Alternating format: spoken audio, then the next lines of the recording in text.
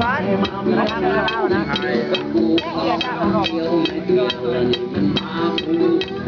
ไปกันต่อฮะไม่ได้เกี่ยวกินก่อนเราไปห้องเย็นเลยเลย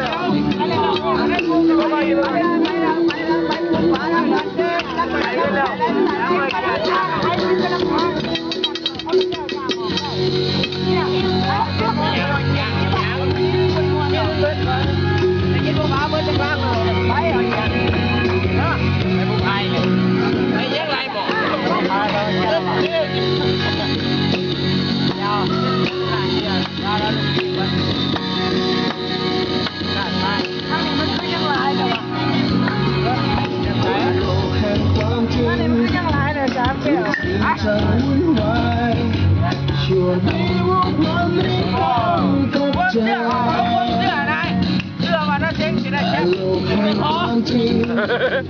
ยังมีคนที่เข้า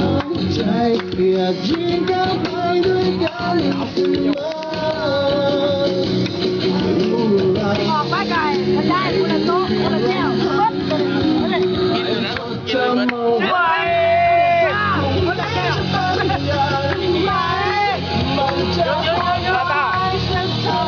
ได้จะไปห้องเย็นเหรอขนาดนักเรียนกว่าเขาเรียนนำคนไทยไป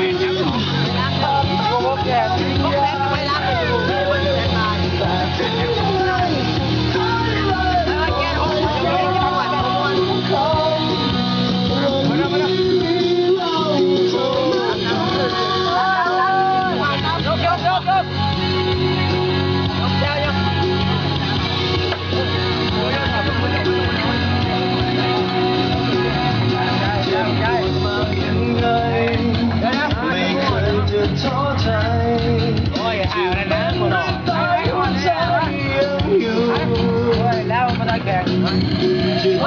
เอ็ดสิบอะไรเนาะ